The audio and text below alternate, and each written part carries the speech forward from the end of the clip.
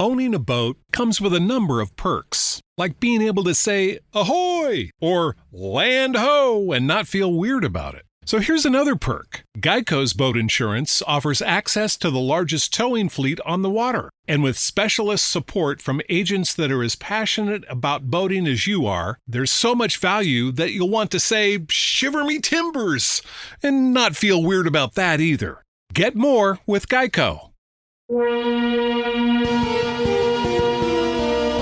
This is Wheelbearings. I'm Dan Roth. And I'm Sam Abuel-Samad. So welcome to the last show of 2017, everybody. You've made it to the end of the year. We have surprisingly survived. Maybe it's not so surprising, since nobody's sponsoring the show. We're not beholden to anybody. Good point.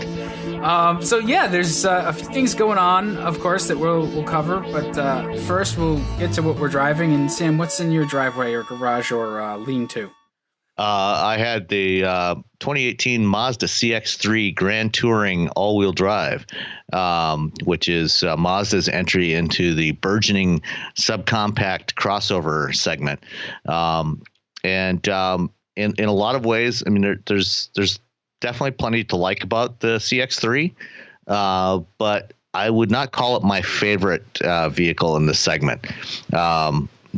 Actually, to be honest, I'm not sure I really have a favorite in the segment. But the thing about the CX-3, when you look at it, it's actually, I quite like the way it looks. It's a nice interpretation of Mazda's current design language, their Proto design language.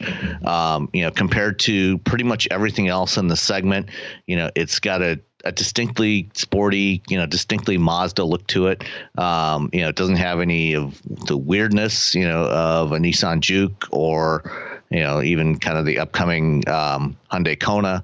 But it's definitely got, it's got, some of those same characteristics you find in other current Mazda products, with, kind of the more vertical, almost lean forward kind of grille. And then, the A-pillars, the base of the A-pillars is set back relatively far compared to where it is on a lot of current vehicles, so the windshield isn't quite as slow, and what that does is it gives you a proportion that, makes the car, it gives it more of a longer hood proportion that makes it look more like a rear drive vehicle, longitudinal engine rear drive vehicle, even though it is transverse, front wheel or all wheel drive, a transverse engine powertrain. And the other thing, it's kind of also, the sporty look is kind of amplified by the lower roof line, compared to, say the Honda HR-V. It's about 2.5 inches lower than the HR-V. The downside is that even though, the dimensions, it's like less than 3/4 of an inch shorter than an HR-V, and all of the main competitors in this segment are all, within an inch or two of each other in overall dimensions, about 168, 169 inches long, 101, 102 inch wheelbase, roughly. Compared to a lot of the competitors, the CX-3 feels decidedly cramped inside. Well, that's the thing, right? With the sporty sort of classic dimensions, right? The long hood, short deck kind of thing. It looks great, and it is not space efficient. No, it's not. And particularly, in this case, when you sit inside, when you look at it from the outside, it's not quite as apparent until you get inside and you realize how high the belt line is. So, the CX-3 has a relatively short greenhouse and you sit relatively low within the body shell. So, the belt line is up, above, basically level with the top of my shoulder. So you feel like you're sitting down inside this That's thing. kind of, that's high. I mean, I say this as a fun size person. You're taller than I am. So, I mean, I'm 5'10". Yeah. So that's high. When you sit in that, like the door comes up to what, like your ears? Right, almost. I mean, we went out to dinner last week with our daughter and her boyfriend, and they were sitting in the back seat. My daughter's about 5'4", and she, I mean, at 5'10", it's about average height, And I've even pulled up the seat a little bit compared to where I normally have it. And, it was still tight in the back seat for her and her boyfriend. So, it's quite snug inside. Compared to, the HRV, is based on the Fit, the Honda Fit, which, is the king of packaging when it comes to small vehicles. And, so the HRV, according to the EPA specs, it's got 100 cubic feet of cabin passenger volume and another 23, I think, cubic feet of cargo volume. By comparison, the CX-3 is 88 cubic feet of passenger volume and 16 feet of cargo volume, which is not a whole lot. So it feels small. Yeah, well, the 16 cubic feet of cargo volume sounds good. Like that's a mid-sized trunk. That's a Honda Accord fine. trunk. Yeah. But the cargo space is fine, but it is the passenger space that's kind of the issue. Yeah, well, and I even wonder, like, actually how useful that cargo space is. Because it's a utility, with a hatchback, it's fine. It doesn't have any odd shapes or anything, so you can put, plenty of stuff in there. You can put, half a dozen grocery bags or, probably three. I didn't put any suitcases in there, but you could probably put, 3 or maybe 4 rollerboard bags in there without too much difficulty. So that's, the cargo space is not really an issue. I wouldn't say, but the passenger volume definitely is. The driving dynamics, on the other hand, it's a Mazda and it feels like one, so it's got decent steering feel. And it's got Mazda's G-vectoring, torque vectoring system on there, with all-wheel drive. Right. So to vector, does it just use the ABS hardware? Yeah. So it just uses the brakes to redirect some torque from one side to the other as needed. I didn't really get a chance to play with that too much because the day after we got it, it started snowing. That's the perfect time. Yeah, exactly. So we got our big pre-Christmas snowstorm with, as I had that, but it worked fine in the snow. The only powertrain that's available in here is the 2-liter Skyactiv engine, which is normally aspirated. It's only 146 horsepower, which is a little more than what the Honda has.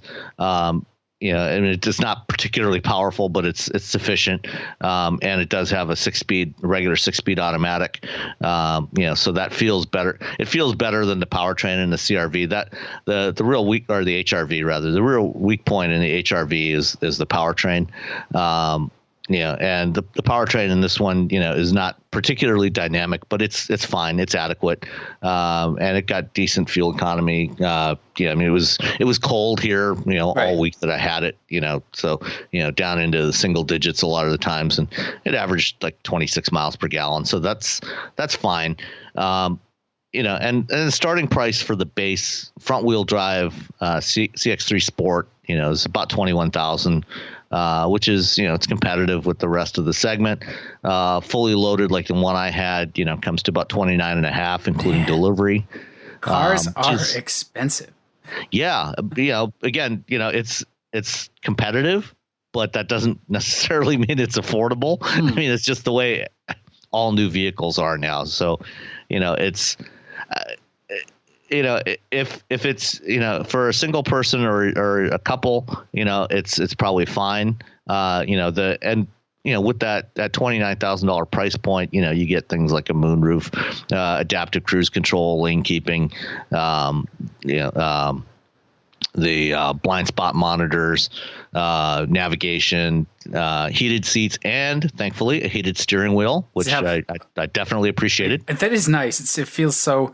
I always joke about it when I'm telling people about it. Like it feels kind of like a first world sort of thing. Like, oh, you got to get the heated wheel.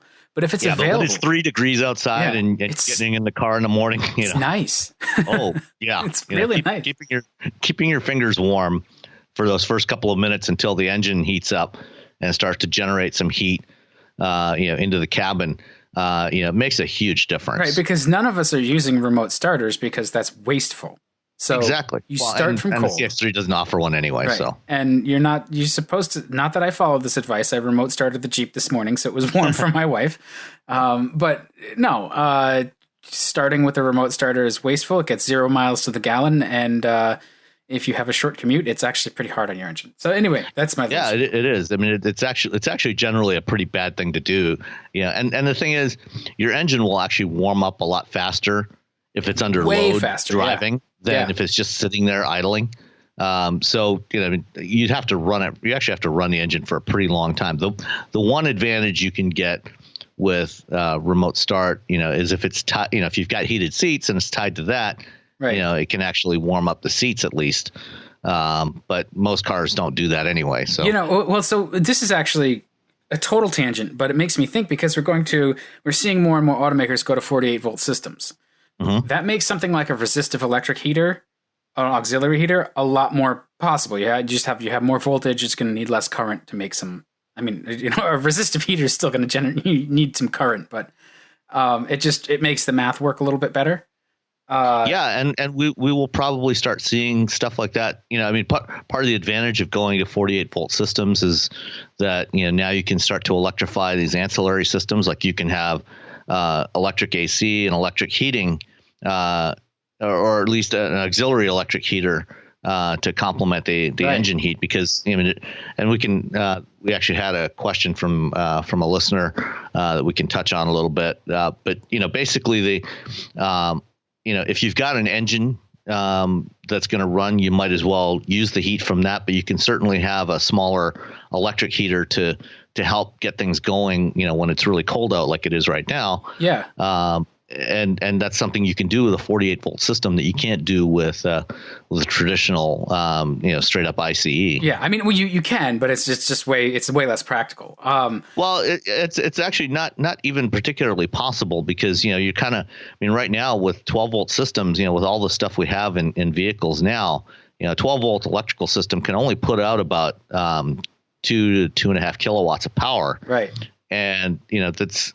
And you don't have much battery capability, so you don't really have the electrical power in the vehicle, and you don't have enough battery. But with a 48-volt system, now they're putting lithium-ion batteries, with about a half a kilowatt hour of capacity in there, and you've got 10 to 12 kilowatts of power available, so you can actually drive an electric heater to do things like that. Yeah, I mean, that would be super cool. I remember with the Volvos, one of the things because they didn't have remote start, and I'm not a fan of remote start, but one of the things that would have been nice was like in Europe, you can get like the Eberspacher parking heaters, where they tie into the fuel line, and they basically they use a small amount of fuel, they combust a small amount of fuel, and they pre-warm the coolant.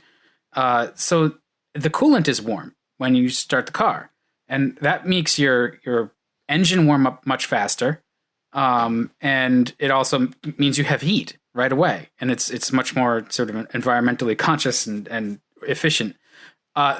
Super. Or you just get a block heater. Well, yeah, block heaters work too. The Eberspacher is like super super expensive to get in the U.S. They're a lot more common in Europe. But it's a thing that exists. It would be great if more normal cars had something like a little auxiliary, sort of like a preheater that's just sort of electrically driven.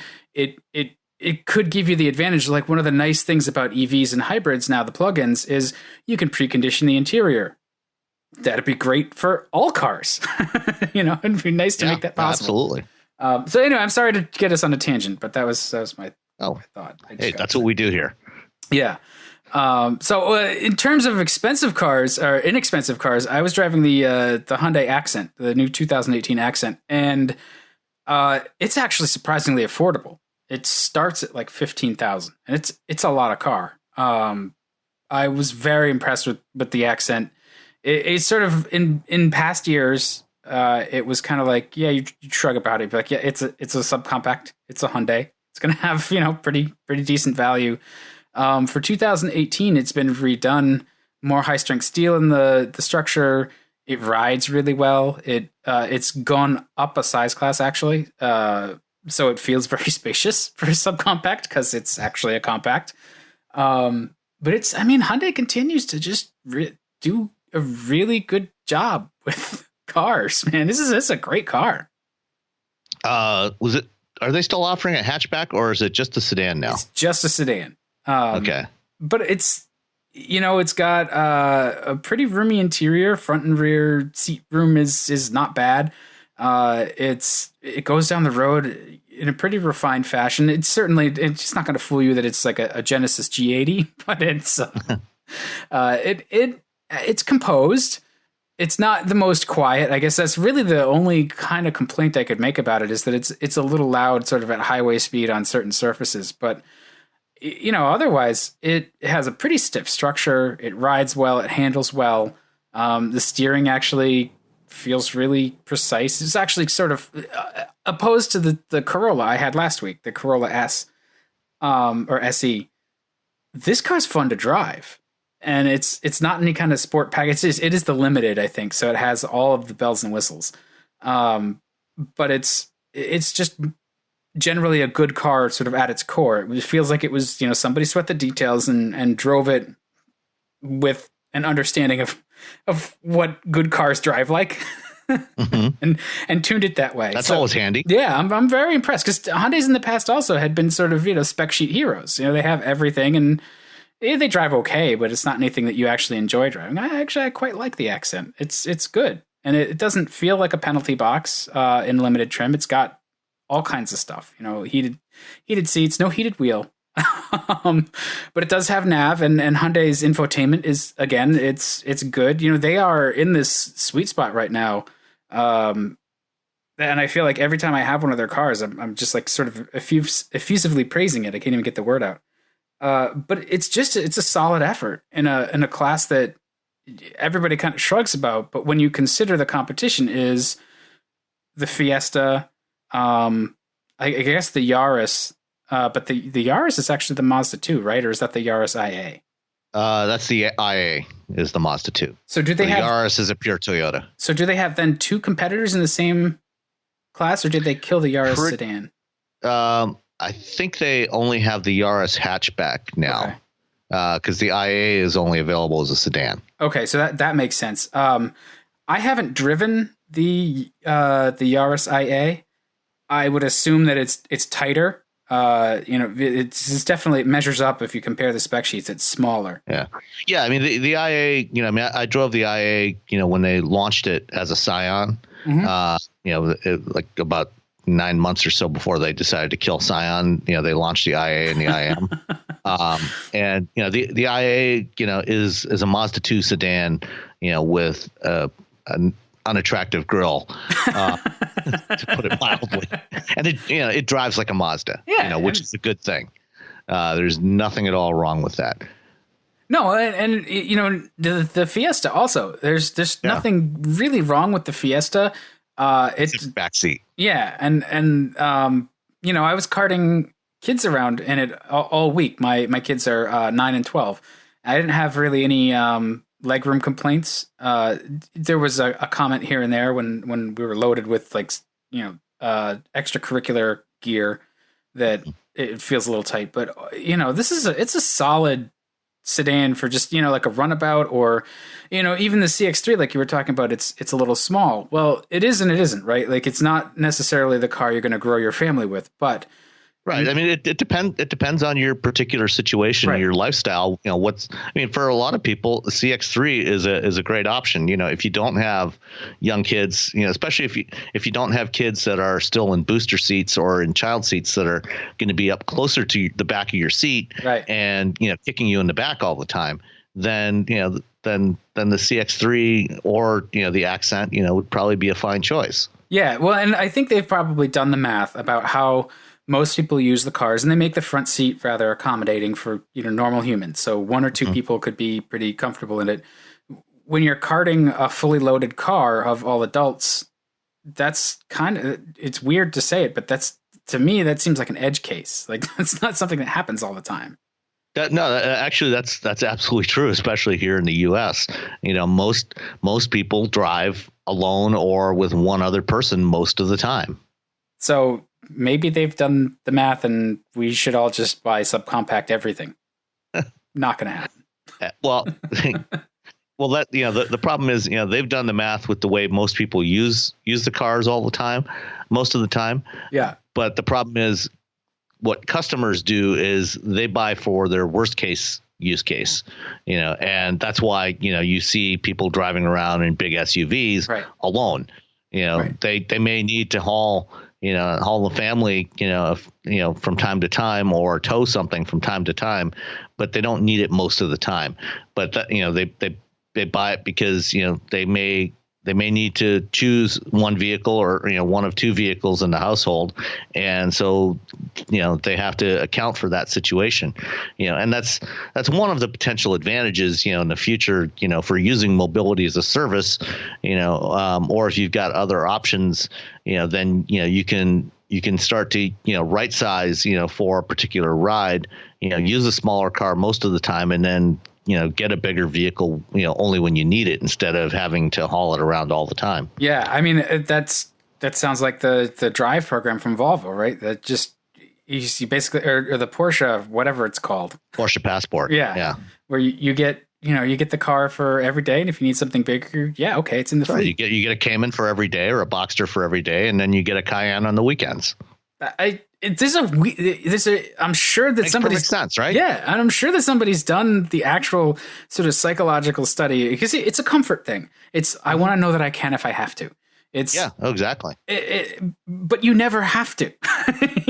Like, you're paying for this thing that you like. By the time you need it, it's either like it's out of service, or it's broken, or maybe that once or twice a year it's there. But I don't know, the downsides to having that capability available at all times are just a huge financial hit and efficiency. And I don't know. We don't make rational decisions. We're emotional. No, well, humans are definitely not rational creatures. I mean, there's no doubt about that. I don't know. I mean, I personally like the command of the road feeling you get from a giant SUV. I just hate feeding it. Yeah. And turning corners. So the Accent you had was a limited? I believe so, yeah. And how much did that one come to? So it didn't have a price on the Monroney, but so it starts at like 15 for the base Accent, not the fancy limited. The limited is actually only 18.9. Right. So it doesn't have like that's cheaper than, almost anything in a compact car that you can get these days. Yeah, and that was my surprise, was like, this is very affordable, and it's loaded with everything. And the 1.6 liter 4 doesn't feel underpowered. It feels quite lively with the 6-speed auto. And that was, my other complaint about the Corolla was like, it just feels gutless. This has a smaller engine that actually makes more power, but it doesn't feel gutless. It feels spirited. So I was impressed with that. So yeah, it starts at 18,895. Yeah, well, actually, and the limited includes pretty much everything except for a few accessories like carpeted floor mats and things like that. That if you tacked on every single option, then you'd be looking another $500 or $600. But basically under $20,000 delivered for an Accent limited is that's a great deal. Yeah, like there are no option packages. So yeah. And it has the carpeted floor mats, which are like $125 or something. So yeah. So I mean, and it's a sharp looking little car. Yeah, it looks like a larger car. It feels like a larger car. It has a lot of that spirit of cars of the past that we've really liked. It almost strikes me as sort of, it's got some of that E30 soul in it. Obviously, that's a stretch to a certain degree, but it has that honesty about the way it goes down the road. Like it just feels like a car that was just well designed and carefully put together. There's some things you miss out on. It doesn't have dual zone climate control or the heated wheel. It doesn't have dynamic cruise, or I don't think it had blind spot monitoring and stuff like that either. But I didn't miss it. I think those are selling points that they could easily add to it as the model sort of continues. So it does have forward collision warning. Okay. And it's got Blue Link with 3 years of service. You got a sunroof. Yeah. Let's see what else. It's a really nice car. It doesn't have leather. It has cloth seats. Yeah, and I just did the build and price and tacked on all of the available options. So you got the $30 first aid kit. Yes. So with every available option, it comes to $20,280. Yeah. So that's an amazing deal. Yeah, and that's where I'm the most impressed. And it does have automatic temperature control. It's just not dual zone. Right. That's true. Yeah. It's the ergonomics are good, and like the Fiesta certainly is very, very good to drive, and it feels really solid. But its ergonomics make me crazy. Yeah. This is, and it's a little loud, and it's definitely ugly. This is a good looking little car. It's comfortable.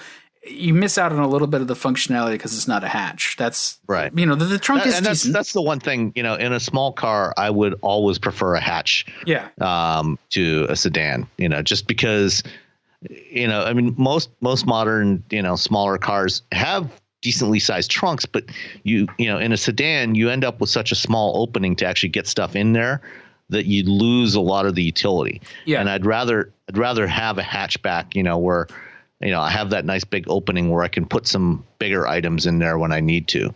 Yeah. I mean, I didn't find the trunk is like, yes, it's a limit, but it's not limited, sort of aggressively so, I guess, is what I'm saying. Like it's not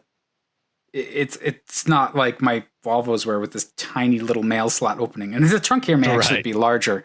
It feels like it's about a 12 cubic foot or 13 cubic foot trunk, which is that's decent for what it is. I'd be surprised if it's smaller.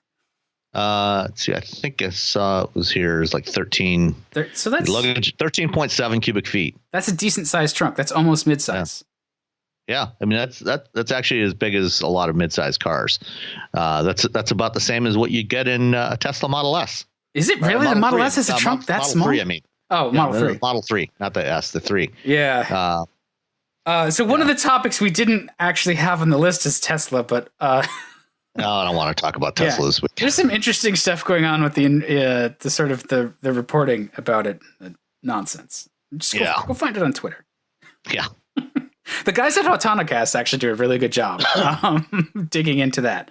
And Ed Niedermeyer is working on a book about Tesla. So that'll be fascinating. We should have Ed. Yeah.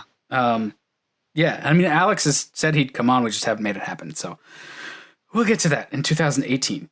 Yes. Speaking of getting to things, among many other things on our to-do list. Yeah, of course. Do we want to get to topics? Yeah, let's do that. All right. So I will start this one with a story. It has nothing to do with the actual story, but so I was driving to work a few months ago, and I travel on Route 2 in Massachusetts. It goes across sort of the top of the state. And you get into the Concord, Mass area, it gets very congested. So I, being the smart guy, go off onto the back roads. Well, Concord and Lincoln are the two towns that are right there. They have a lot of very rich people in them, and they don't like people cutting through. So you don't say. Yeah. So me, smart guy, I'm on Sandy Pond Road going around one of the reservoirs in Concord. It's lovely. I actually like being on the back roads anyway, but I get pulled over and I'm like, yes, good morning. And he's like, this is you can't go this way. There's no right turn onto this road. They put up a new sign that day, and they were just pulling people over to let them know, because so many of us now are using our nav systems and our apps like Waze to find the routes around the traffic, that you wind up on these back streets and you're like, I have no idea where the hell I am. So I'm just going to follow this thing. It looks clear. And, this has been happening to a town in New Jersey, to the point where they just got fed up with it. And they're like, you know what? We're going to make our roads private.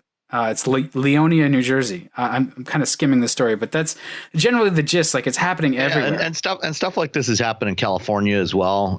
Especially around the LA area where there's really heavy traffic. Basically, any place where there's a lot of traffic. We've increasingly been seeing these kind of complaints over the last year or two. Because a lot of people like to use Waze, because one of the advantages of using Waze in particular, is that the app collects probe data from users. So every few seconds or every couple of minutes, from if you're using these apps, it will actually transmit your current average speed up to the Waze servers, and it aggregates that data and then feeds that back to the entire user community. So that's why when you look at if you look at the map, you'll see, if you're stuck in traffic, you'll see the road you're on will turn to red. If everything's moving along smoothly, it'll go green, or yellow. And the way they do that is by collecting this data, and then if there's a backup along your route, if you've set a destination and there's a backup ahead, it'll say, hey, there's a faster route possible. Do you want to take it? And it might take you off the main drag or off the main highway, onto through some neighborhoods or whatever, that it may be nominally slower, based on the speed limit, but because there's less traffic there, you can actually get to your destination faster. Well, of course, people living in these areas don't like suddenly seeing a whole bunch more cars on their streets, and so they're starting to get a backlash against that. And this is actually something that's going to be even more of a problem going forward as we get into automated mobility services, because they're going to be operating the same way. If to maximize the efficiency of these systems, these services, they're going to want to set up the logistics algorithms to take the fastest route to get you from wherever you are to where you want to be, so they can pick up more riders.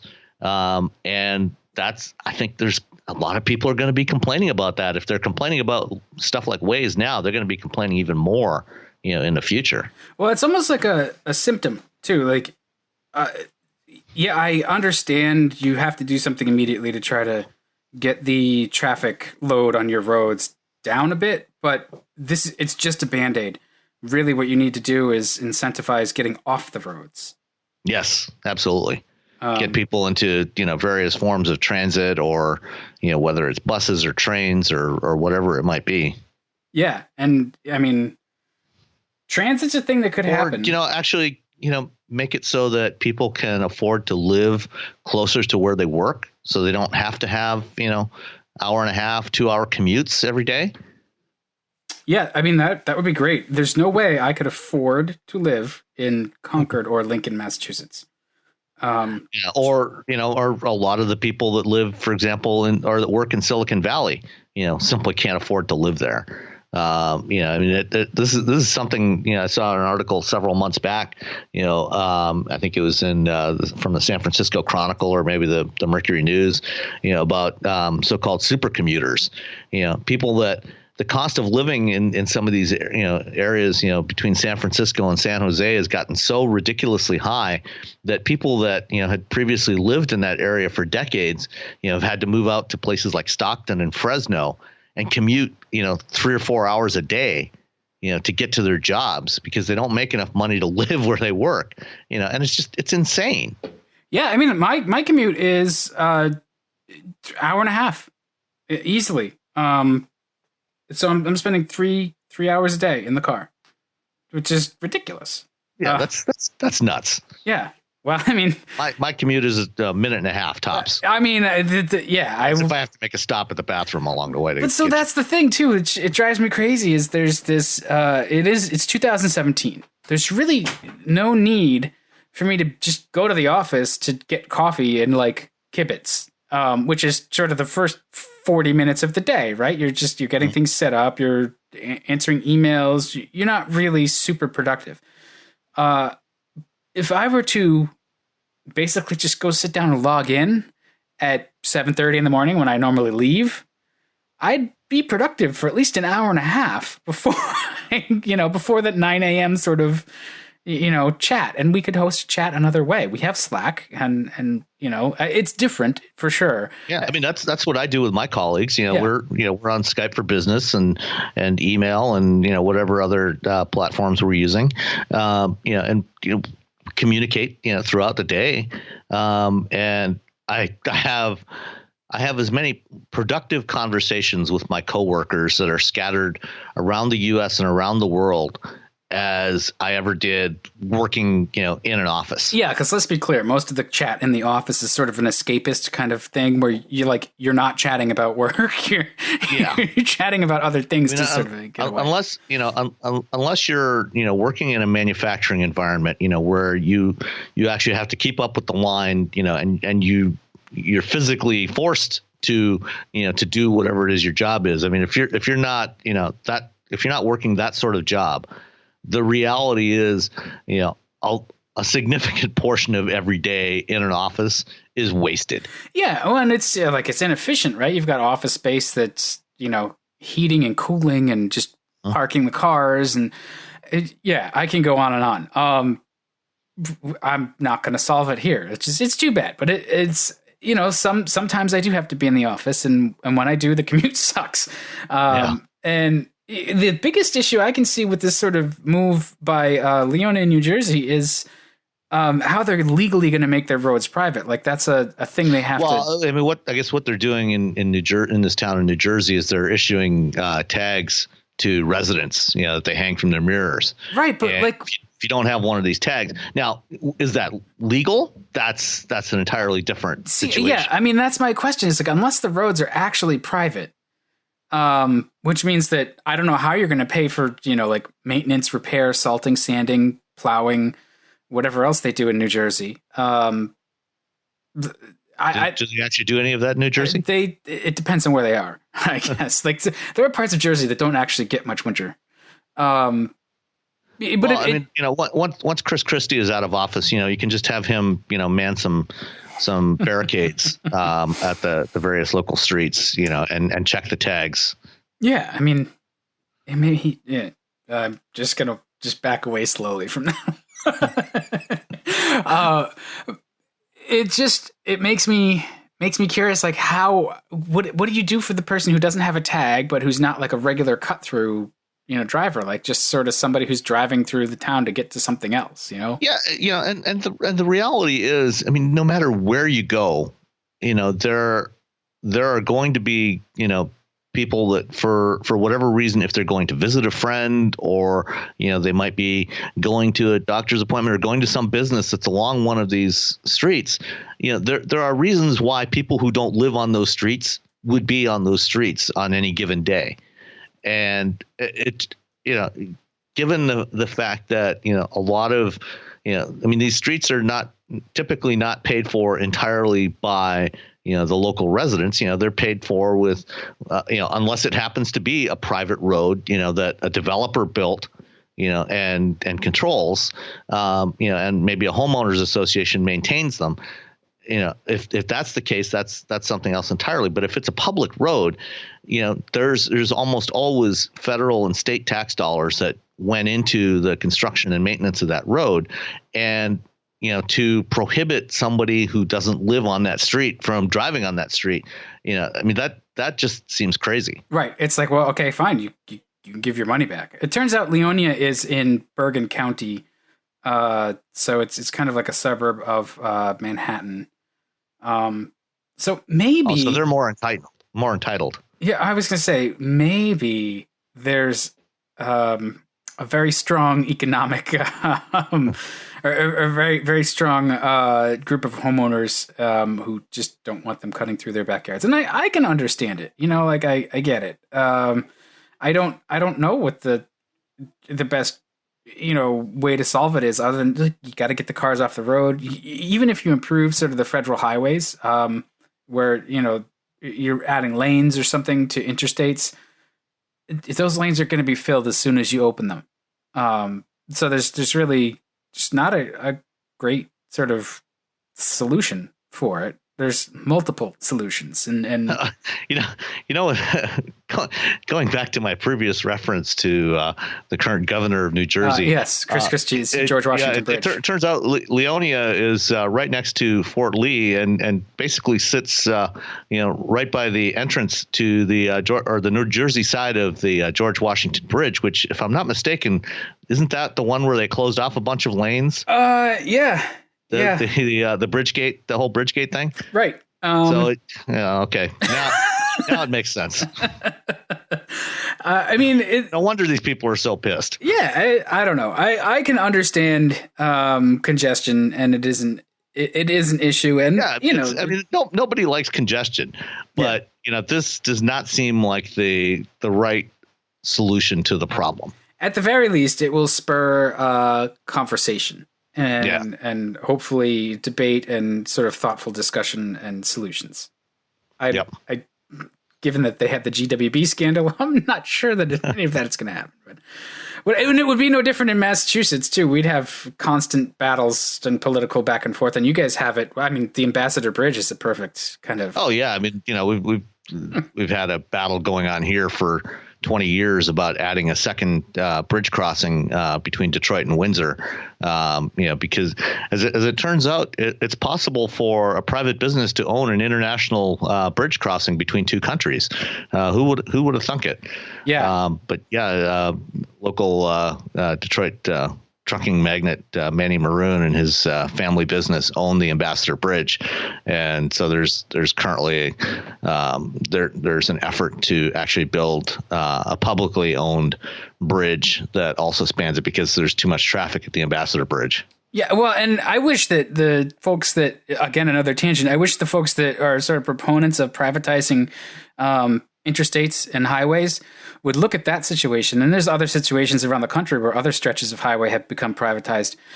It's not good. That's just not, because the improvements don't get made. There's just not enough borrowing power, to actually sort of fund those improvements, regardless of whether it's sort of a profitable enterprise. Interstate highways exist for a couple of reasons. One of them is to move, people and cargo. Another is for military mobility. And we've been very lucky that we haven't been attacked on our own soil, but you will quickly understand if there is something that happens where we have to mobilize the National Guard or the actual military. I don't want to offend anybody who's in the Guard. The Guard is the actual military, but you know what I'm saying, Army, Navy, that kind of thing. Mm-hmm. Those highways are you are off the road, and those highways are there to move the military. And that was one of the experiences that came from World War II, looking at how efficiently the Autobahn and Germany's highway system was able to move things around. That's why we had the Eisenhower Interstate Act of 1956, and it's I'm geeking out a little bit, so I'm just going to stop and just say, but you're absolutely right, though. I mean, there are, there's a lot of very valid reasons, for why the public, and taxpayer dollars fund a lot of this infrastructure, because it's needed, for both for businesses and for government operations, to function. We need that infrastructure, and somebody's got to pay for it, and it's privatizing it is I've never felt was necessarily the right solution to that problem. Yeah. All right. Well, let's move on to a lighter note. Yeah. So Softbank this week or the other day, they've actually been. I love how we go for a lighter note and then we talk about Uber, who we love to beat up on. Anyway, Softbank, giant Japanese investment fund, has been in negotiations for quite a few months now to buy a stake in Uber. And it was a two-part deal. Part of it was they were going to invest another $1 billion, into new shares of Uber, but they were also going to do a tender offer to buy existing shares from early investors. That includes, a lot of the existing VCs that had money in Uber, as well as, some of the early seed investors, like our former boss, Mr. Jason Calacanis. So the part of the problem was, Uber, or rather Softbank, and Uber's new management, wanted to kind of minimize the ability for former CEO Travis Kalanick to influence the future direction of the company. And it took a long time, months of negotiations before they finally came to a deal. And, the other interesting thing about this, the tender offer, the shares that SoftBank wanted to buy up to 20% of the company, was at a price that valued the company at just $48 billion, which compared to their prior fundraising round in early 2016, that one priced the company at nearly $70 billion. So, this was a pretty big hit compared to the previous value of the company. So, it's interesting.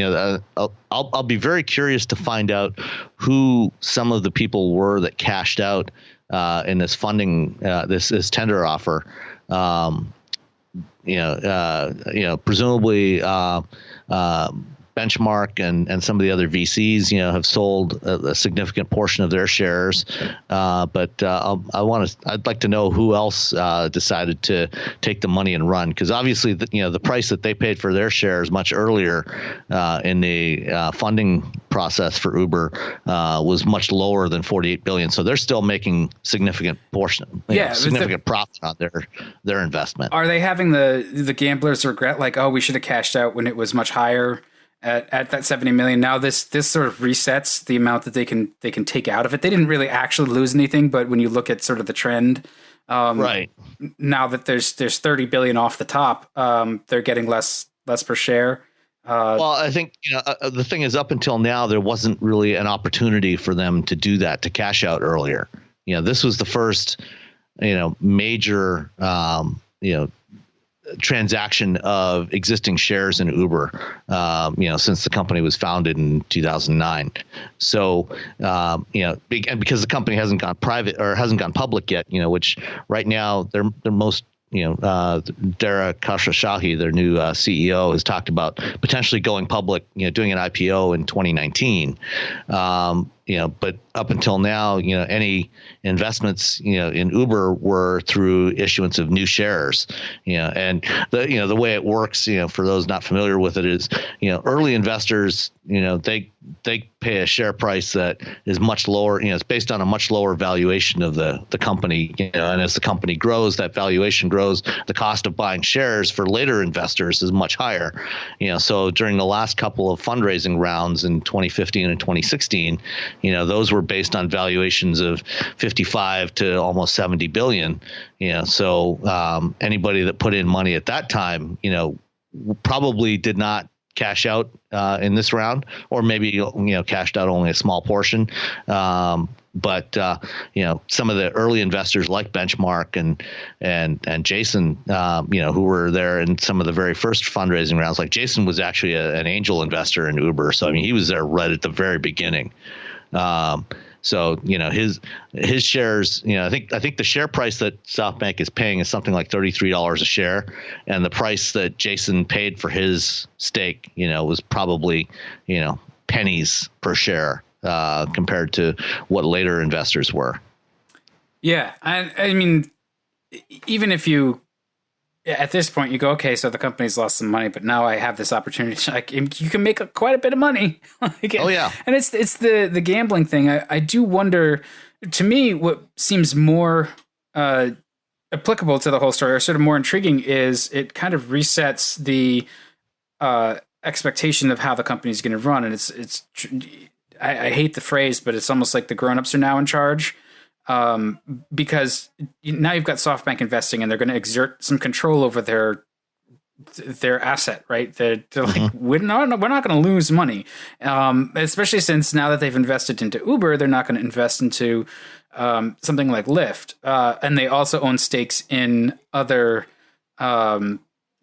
mobility services globally. So yeah, SoftBank has a big stake in Didi Chuxing, the Chinese ride-hailing company that dominates that market. They also own a big stake in Ola in India, and Grab, a Southeast Asian ride-hailing company.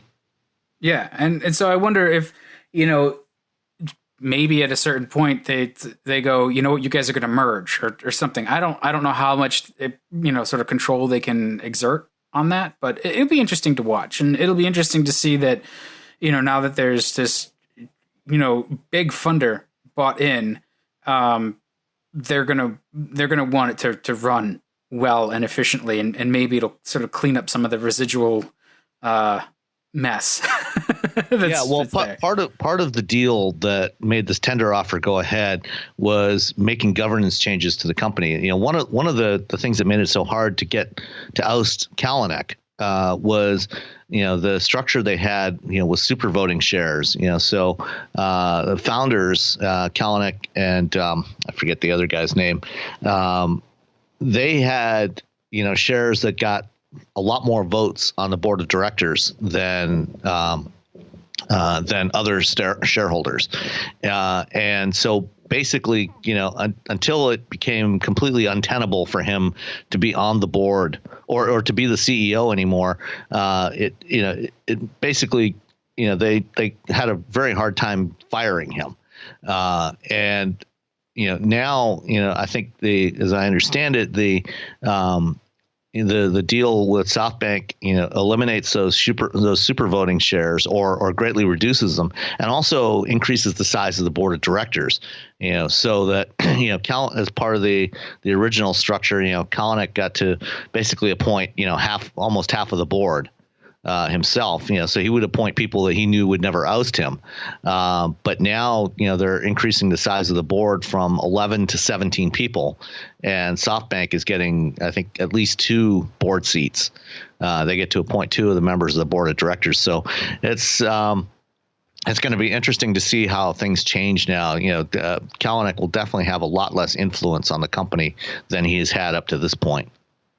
Yeah, and that's sort of the danger of having that sort of figurehead, right? You get into the cult of personality, and like Tesla, it's kind of the same thing, mm-hmm. where they're sort of making the company go by force of will, and at a certain point, you look at it and you go, maybe there's not as much there as we're being led to believe, or as the rhetoric says, and that makes it a more dicey sort of long-term proposition. So it seems like Uber's going to be around. I was curious about whether they were going to actually sort of fizzle, given all the troubles they were having, and the sort of rise of Lyft because of that and stuff, whether they were going to just face some pressure and sort of just decline.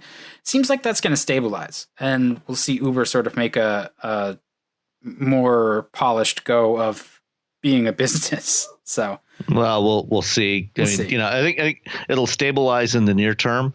And they've still got, they've got about $5.5 billion in cash to work with. But they also, in the first half of this year, they lost $2.5 billion, and they're burning a lot of cash. So I remain unconvinced that they will survive in the long term as a standalone business, and the same goes for Lyft. I still think that they'll end up getting absorbed into some other company, probably an automaker at some point. But we'll see. Yeah, it'd be interesting to watch from my car on the freeway where I'm not actually free. Stuck in traffic. Yeah. Yeah. All right. Well, we've beaten that one a little bit. Speaking of cars, which we nominally is what we do on this show. You want to jump to our interview?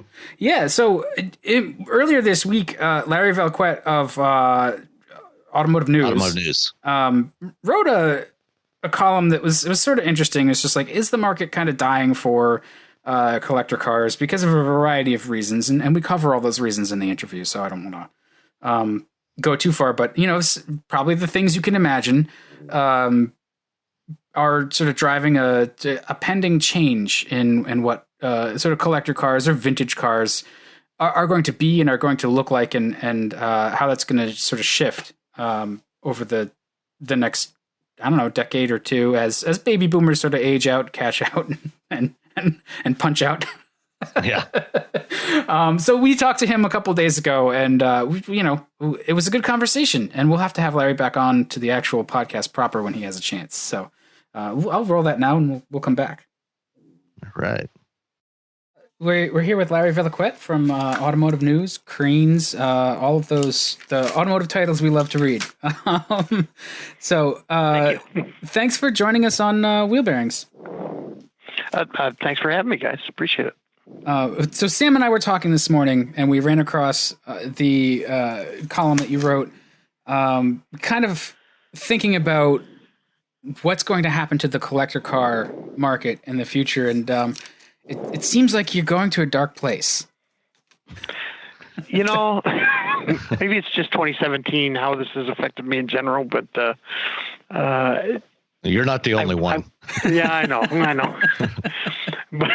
but yeah, I've spent a lot of time this year thinking about demographics and about baby boomers. I've spent my life having to think about baby boomers. We all have. They're the generation, the generation right in front of me.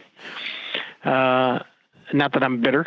No, that's okay. We are though. I am. Yeah, exactly. But they're still buying more cars than they're selling, and that's kind of a problem because those cars are going to go someplace. And I was thinking about that, and actually, what got me thinking about this is my mom died a long time ago, and my wife has been on me to try and get rid of some of the stuff that was left from her estate. And I thought, and I saw that New York Times story about how parents should look at their stuff and that their kids don't want their stuff that they've collected. And I thought, man, that's going to start playing out in cars. Right. Yeah. You actually, you made a note, and I wanted to ask you, so like, would today's, collectible cars become, Ladro figurines? And I was like, what the hell is a Ladro figurine? Exactly. Right.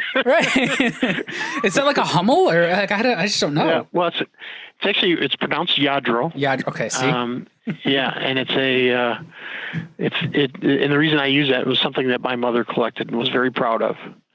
Right. And now that I have 5 siblings, and now we have these things, and we're like, what in the hell are we going to do with them? You don't want them collecting dust in your house?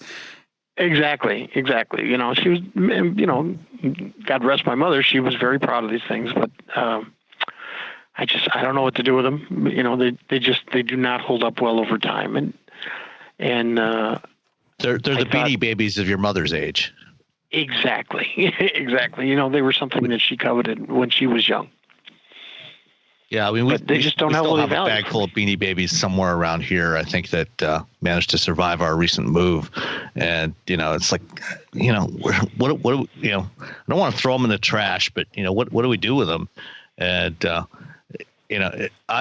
fortunately, my wife has been pretty good about trying to make sure that I don't collect too much stuff, or when stuff starts to accumulate, that we start to clear it out, because we don't want to be, stuck with a whole bunch of things that we don't really have any use for. We don't want to collect just for the sake of collecting. And it's interesting, you're writing about collector cars, and I was just reading a piece that Rich Seppos wrote in Car and Driver, looking back at the early years of the 10 best, and he did a story. He borrowed a 1983 Mustang GT from a Ford executive whose name escapes me at the moment, but he's got a huge collection of Mustangs, and going back and driving this 34-year-old Mustang, that was in the very first 10 best list. There's so many of these cars that are out there now, and cars last so much more. And like you said, they're not getting driven. So many of these are gathering dust in warehouses and garages somewhere because somebody thinks that they're going to have huge value someday. And the thing is, part of the problem is because the market has exploded so much over the last 10 or 15 years in terms of valuations. But do you think that it's now reaching a peak? Are we starting to see a real decline in valuations of some of these cars? Well, you know what? We're probably, if I had to guess, and it's solely my guess, right? The way these bubbles play out is you've seen some speculators come in.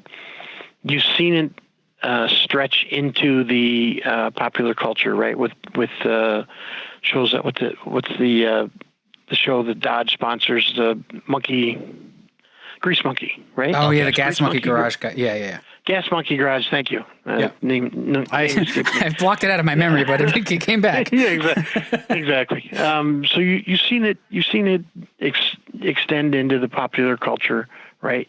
So then people start saying, "Hey, we can make some money here," and they start investing. They don't know what they're doing, and then suddenly it's like Bitcoin, right? Right. Mm-hmm. You get this giant ramp up because suddenly it gets into the popular culture, and then the plug gets pulled, and all the money evaporates, and the thing that you spent $20,000 on suddenly is worth $2,500, and you've pissed away all that money. Yeah. Yeah, oh, go ahead. No, I was just going to say I think that if I had to guess, I think that's what's coming. Where we may actually see a little bit more rise, but then when the fall comes, it's going to fall hard, and the fall is going to come because of the demographics, right? You cannot beat the demographic bomb that's going to go off when the baby boomers retire and they start dying and their estates start coming up. The values are not going to stay up. Well, that's the interesting thing to me is I'm kind of stuck in the middle. I'm a child of boomers. I'm not millennials. I'm sort of solidly the tail end of Generation X. And, looking at it, the boomers' cars, the cars of the 60s and early 70s, the muscle cars and things were like my gateway drug. But I'm personally not interested anymore. And it's kind of like a cycle, right? Like the same thing happened to the Greatest Generation folks. Nobody's looking for Model Ts any longer. Right. There's a few weirdos still, and that's fine. But for me, it's curious to watch. But it's part of it's just going to be like you say. This is an enormous generation. And there's just not enough people to absorb it. And the next enormous generation are their grandkids, and they're not in that place right now. And the other thing that's been floated over and over again is that those kids who are the millennial generation, the idea that they're not interested in cars, and I don't buy that. How do you feel about that? Do you think that's accurate, or just sort of a generalization that's absolutely not accurate? I think it's an overused generalization. I think that cars, I think they have the same interest in getting from A to B that their predecessors have, right? The difference is the debt. Right. Is the debt loads that they're carrying from student loan debt. Because of the boomers. Are enormous. because of the boomers, right? They had the best of everything. Want their tax cuts, so they have to cut, the deduction for. Yeah. All right. Oh yeah. Let's stay on track. Go there, but anyway. But you look at they're carrying such huge debt, and that debt doesn't go away. Right. You can't even dispatch it with bankruptcy. Right. You can't wash it away. You have to pay it off. Thank you, Joe Biden. That was him. That was he that did that. But they're carrying this huge debt, and they're carrying that debt out into their 40s and 50s. For God's sakes, and you don't have any disposable income that you have that you would put into this hobby is going to that. And as soon as you're done, paying your own debt, you're probably trying to put your kids through school. Yeah, right? And that's one of the trends that I've noticed now is those folks who supposedly aren't interested in cars. Well, guess what? They are moving to the suburbs, more affordable suburbs, as they have children, and they're buying vehicles. It's hard. It's very hard. It's not easy like it used to be. Even with and debt is cheap now. Credit is once again inexpensive, but when you don't have any available credit because you've got lots of student loans, it's still hard to get when you're in a certain place. Right, and what you're talking about here is a hobby. It's an expensive hobby, right? It's the same kind of mess that is befalling golf and other expensive hobbies that I think is gonna happen in a big way. Now the only saving grace is that there is visceral pleasure that comes from driving a classic car.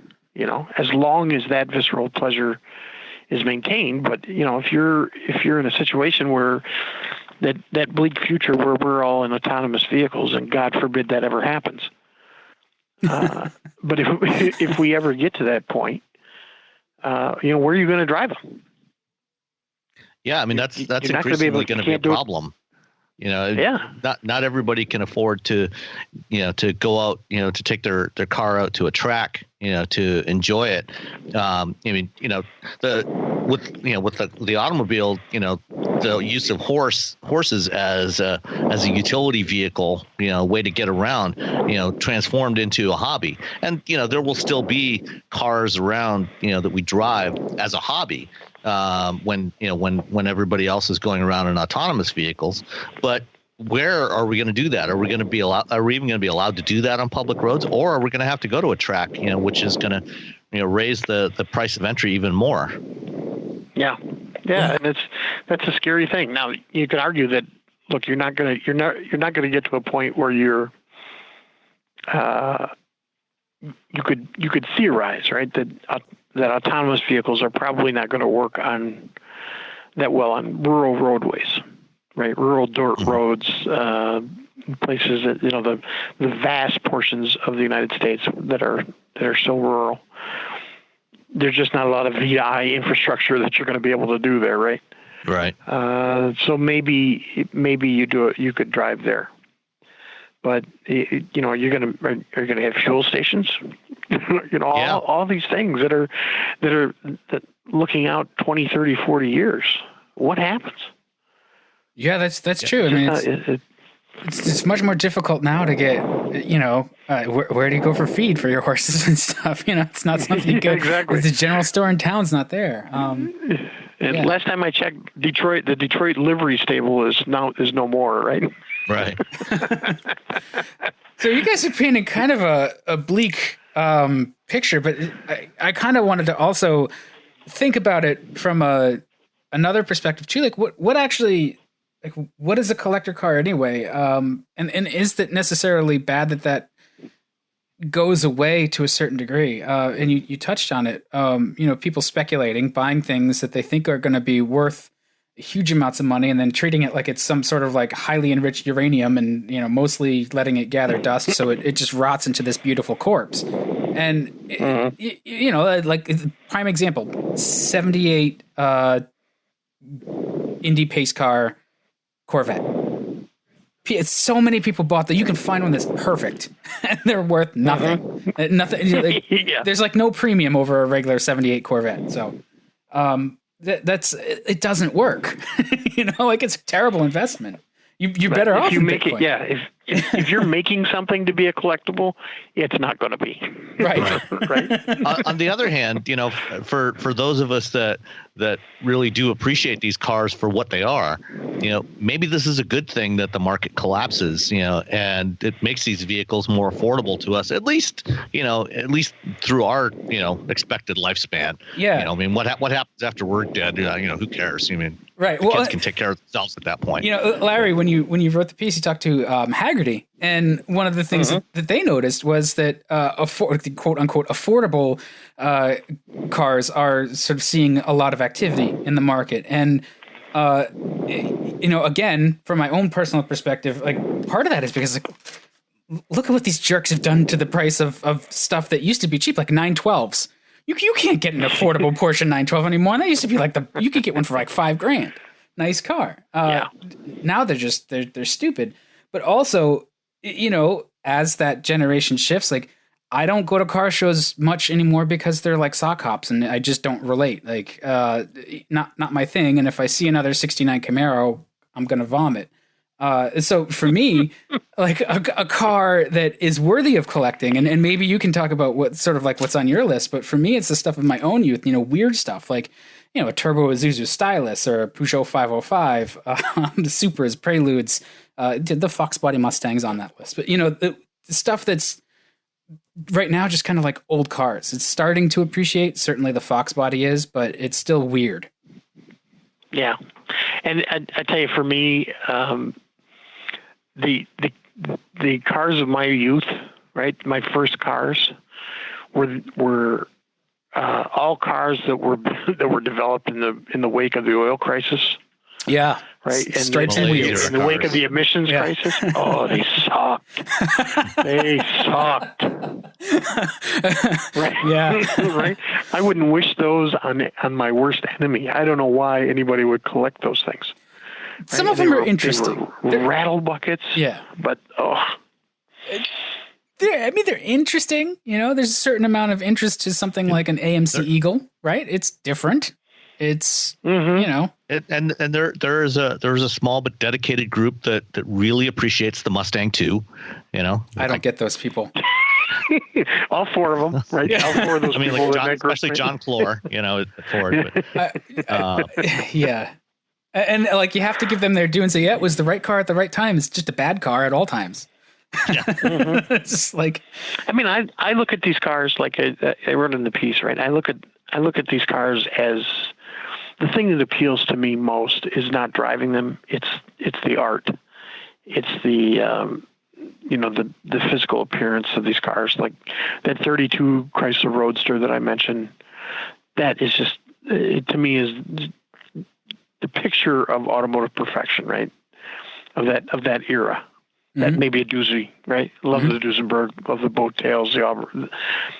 I love that era of automotive design. The stuff in the 40s, the 50s, even the 60s didn't do a lot for me. I gravitated more towards the stuff in the 30s. And it's not fun stuff to drive, you know, but it's yeah. But it's a piece of rolling sculpture. Yeah, exactly. You're looking at it as a piece of mobile art, as opposed to a piece, as opposed to something for mobility. And in that context, it makes a lot of sense. And like any other piece of art, it has whatever value you personally put upon it. Exactly. Well, if you're going to frame it that way too, then the future is bright. If it's looking at it for the design and the artistry, even just the engineering that's underneath it versus the actual driving, you can still get a lot out of it, even if it is sitting in a collection or in a museum or something where you can actually get at it. Maybe that's the best we can hope for, is at some point there's interactive displays that take us into these cars that we can no longer use on the roads. Yeah, I mean, and maybe it's a matter of, some of these cars that are incredibly rare but do have, whether it's, either an aesthetic or an engineering appeal to them.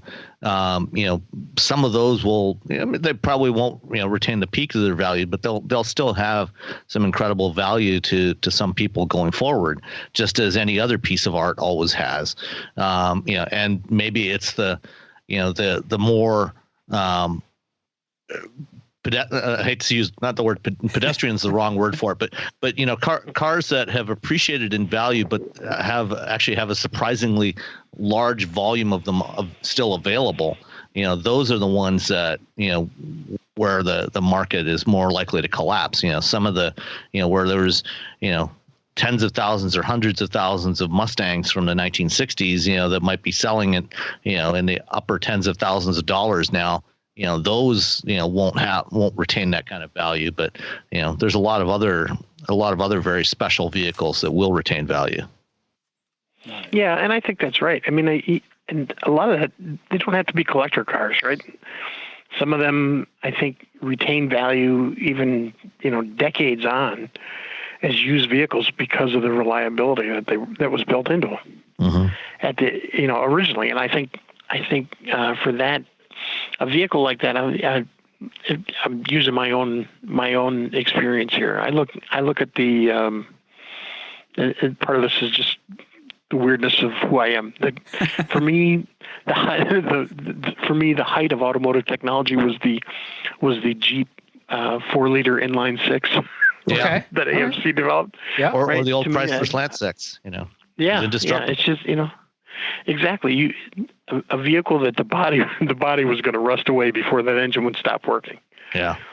And to me that was as collectible. Recently, I bought last year. I bought a 2000 Jeep Grand Cherokee for my son as his first vehicle.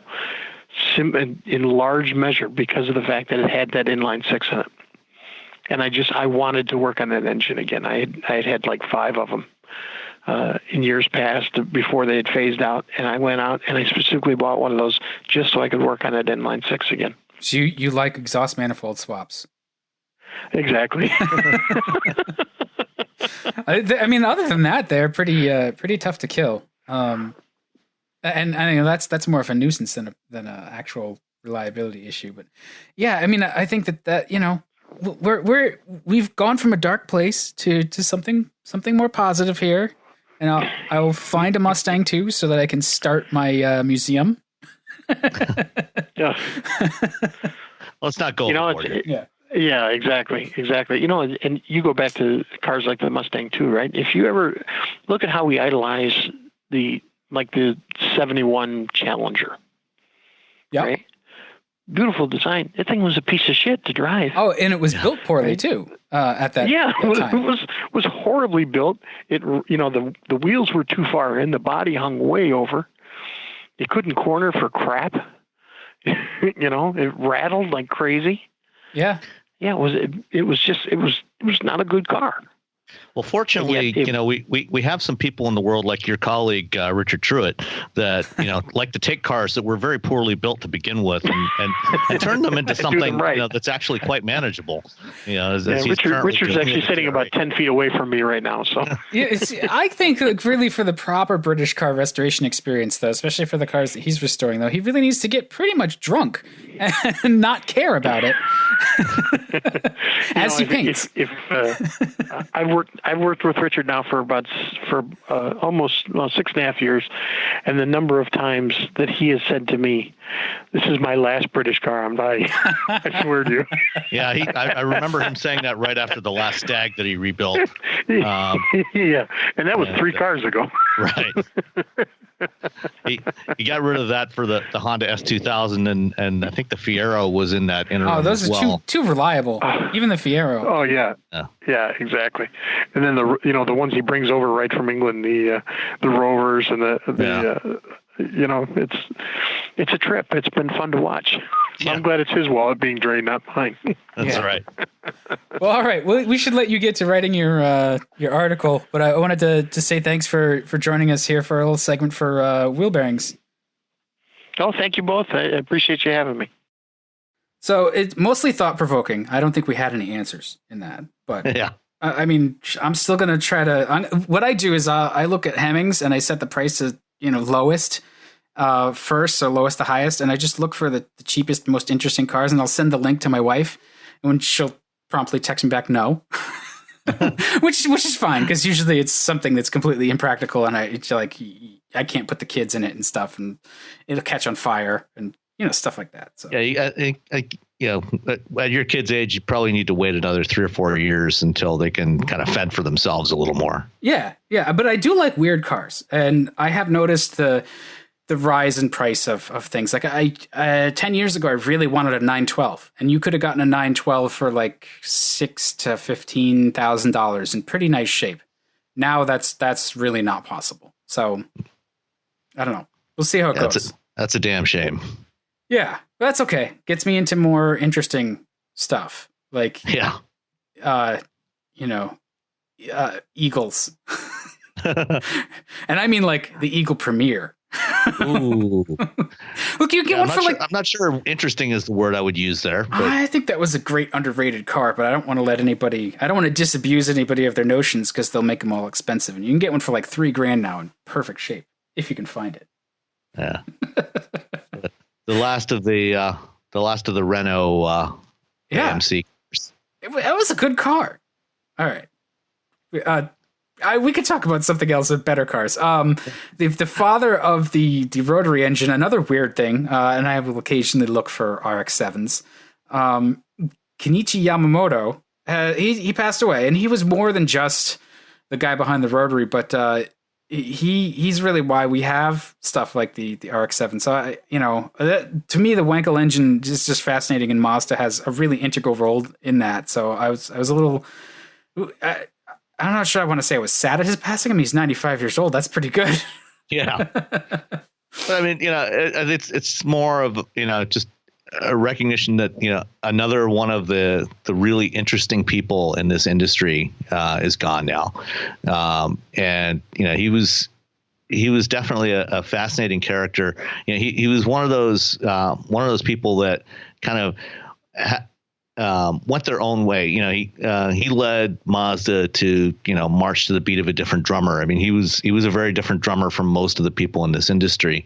That's why they continued and in fact continue to develop rotary engines to this day, when pretty much the rest of the industry has given up on Felix Wankel's concept. Mazda, launched their first rotary in the Cosmo Sport in 1967, and finally discontinued the RX-8 just a few years ago. If you've never driven a rotary engine, I mean, there is nothing else like it in the world. It's an amazing type of engine. It's so compact. Revs like mad, burns oil like mad most of the time. Early ones did. Yeah. So, but it was Mazda that actually solved that apex seal issue the best. I don't want to say that permanently. It's still an issue, but it was really the 12A that figured out how to get that apex seal thing workable, so that the things wouldn't just be mosquito foggers. Yeah. And then Mazda, of course, was the only company ever to win the 24 Hours of Le Mans with a rotary powered car. They were so far to date, they are the only Japanese brand to win Le Mans outright, in 1991 with the 787 with a 4-rotor Wankel, which is just a crazy sounding engine. If you've ever heard one, it's just unreal. Yeah, I mean, there's such an elegantly simple design, that Wankel engine. And yeah, they have some issues. Yeah, but it's fascinating, and the way they operate, it's just. Some of the stuff I'm surprised they're ever going to overcome, like that sort of long combustion chamber. That's really difficult for emissions, because it's, it'll be hot in the center and cold at the ends. And it's just really, you can only clean that up so much, but it's just this alternate technology that's now we're seeing this proliferation of 2-liter turbocharged 4-cylinders. I kind of want something different. Yeah. Well, the thing is, even, long after, decades after Yamamoto retired, Mazda is still doing things a little different, and now they've got the Sky Active X engine, the spark controlled combustion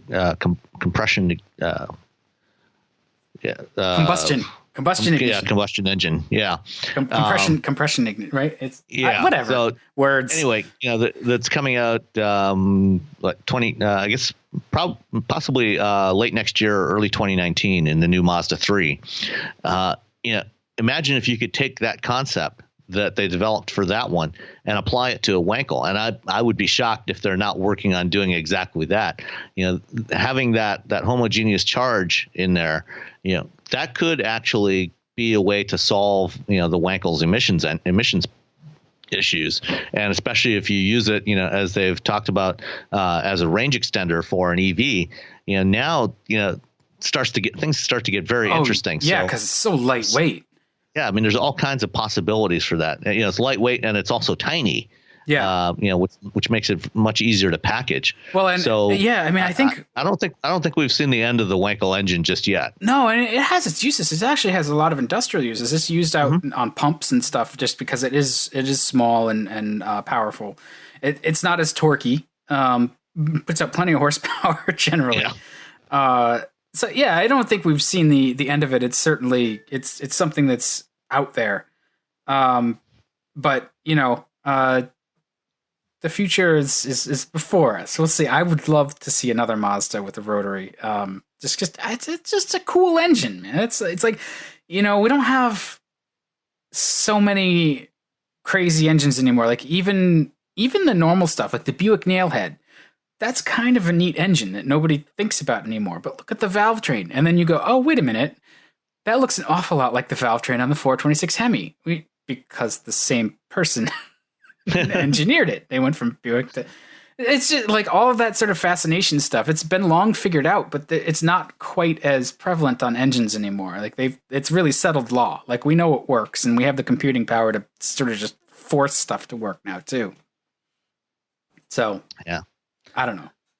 So a big cheers to the late Kenichi Yamamoto for trying something different. Yeah, well, and it wasn't just the rotary either. Like he actually convinced them Mazda was not one of the sort of pillars of the automotive landscape in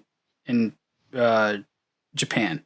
No, not at all. In fact, they were only building trucks when he first joined the company right after World War II, and he helped develop their first cars, starting with the R360 in 1960, and was there until I think he retired in the early 90s. Or early 90s 80s. or late 80s, something like that. Yeah. But, I mean, you have him to thank for the Miata as well, the Cosmo, Yep. Because I guess it's when you look into sort of how Japanese industry sort of stood back up after World War II, there was a lot of tight control over like which industries were going to be, who was going to be in which industries, and the government basically decided like we're gonna have Toyota and whatever Nissan. Yeah, Toyota, Nissan, and Isuzu as the automakers. And so for anybody else to get in there, you had to be very convincing. So apparently he was pretty convincing. Yeah, I mean, people like Kenichi Yamamoto and Soichiro Honda, they both had a huge impact on both the Japanese and the global auto industry. All right, moving right along. What else? Well, we could do the best of, right? Best of. Yeah. It's the end of the year. So, what was your favorite cars you drove this year? Hellcat Challenger, Hellcat Charger, and Mustang Shelby 350, GT 350. Okay, fair choices. I mean, yeah. Certainly a thing. I'm not like a super muscle car guy, but the Hellcat that's bonkers and such an old car. It's brilliant.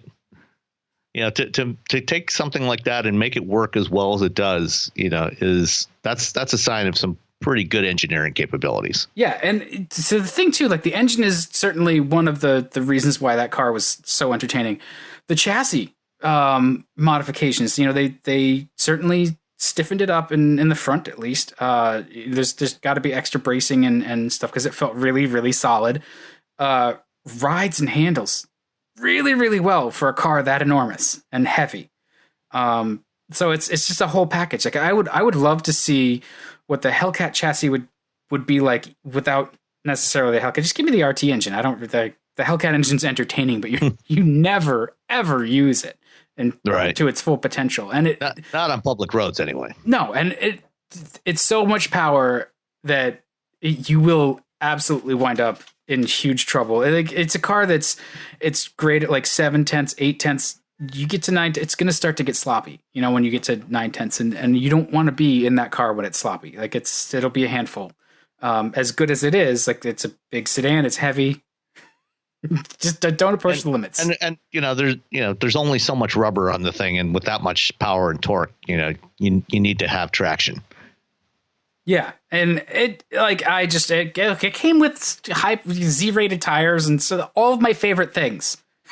So, and the Mustang was just like that flat plane V8 is just crazy. I love that car to death, and I don't love the normal Mustang quite as much. I respect it. Still feels kind of plasticky and stuff inside, and just whatever. But the GT350 with that flat plane V8 is also appropriately bonkers.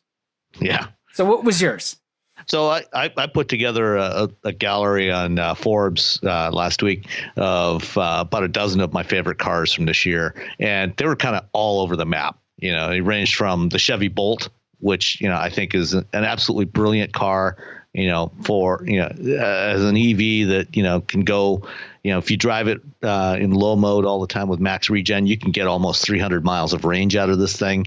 And it's immensely practical. It's roomy for 4 adults, and you've got cargo room and everything, up to, at the opposite end of the scale, the Acura NSX and the Alfa Giulia Quadrifoglio, both, the Quadrifoglio in particular, is very much on the bonkers end, and totally appropriately so as another product of Fiat Chrysler automobiles, with a Ferrari inspired twin turbo V6, and then, the NSX, as a twin turbo V6 with a 3-motor hybrid system, and then in between, cars that are, vastly more practical, but still incredibly fun to drive, like the Honda Civic Type R and of course the Miata and the Fiat 124. So it was kind of all over the map. I tried to pick cars that I thought were particularly both interesting to drive, and interesting.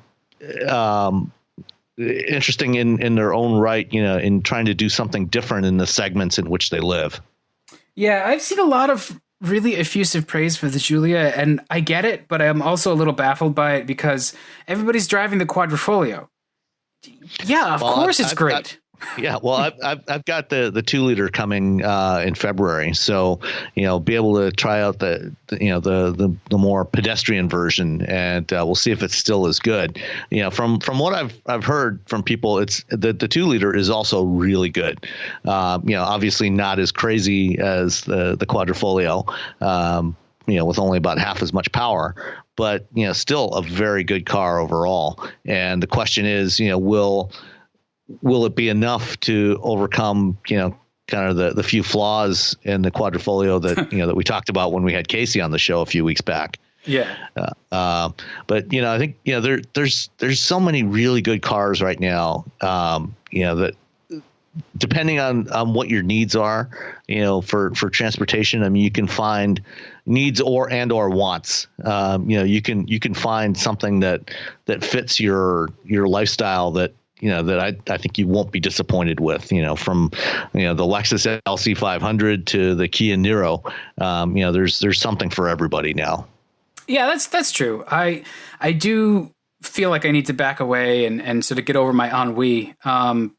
You spend enough time in sort of everybody's new cars, you get a little bit numb to it.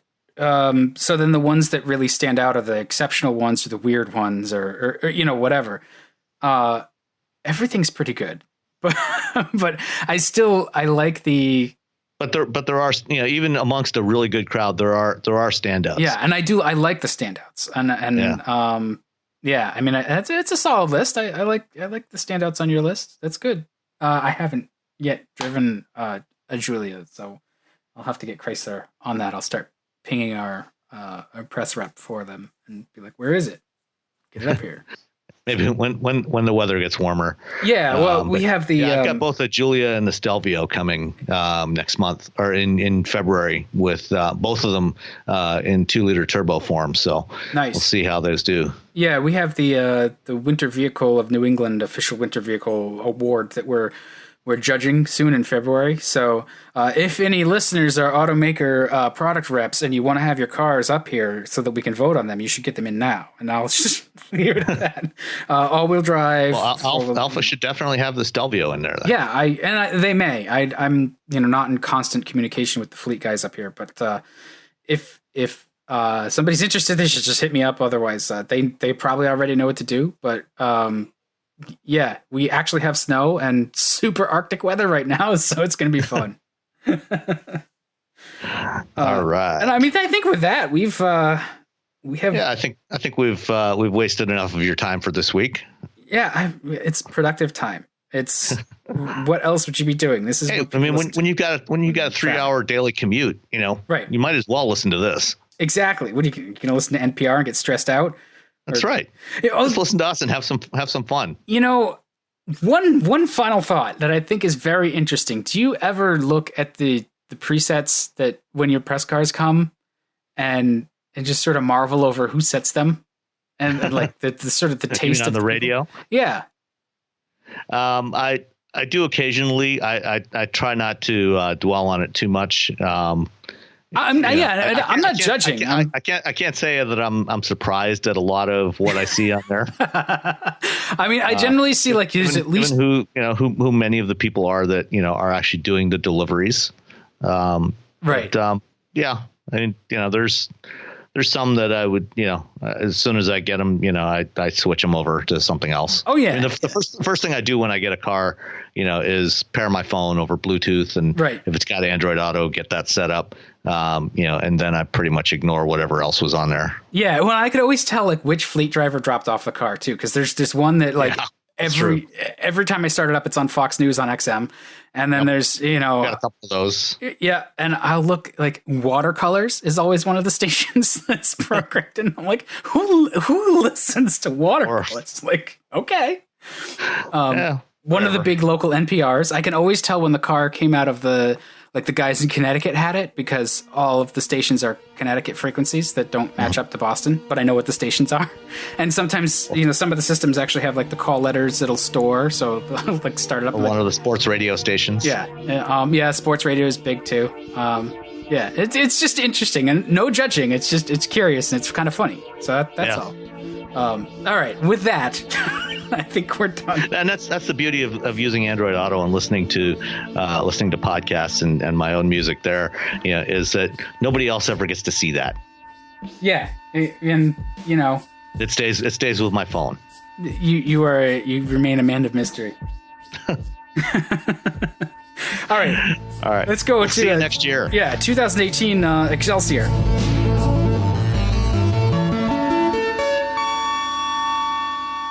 With so many options, why choose Arizona State University? For me, the only online option was ASU because of the quality. Their faculty was really involved with their students and care about your personal journey. The dedication to my personal development from my professors, that's been extremely valuable to me. Earn your degree from the nation's most innovative university. Online. That's a degree better. Explore more than 300 undergraduate, graduate, and certificate programs at asuonline.asu.edu.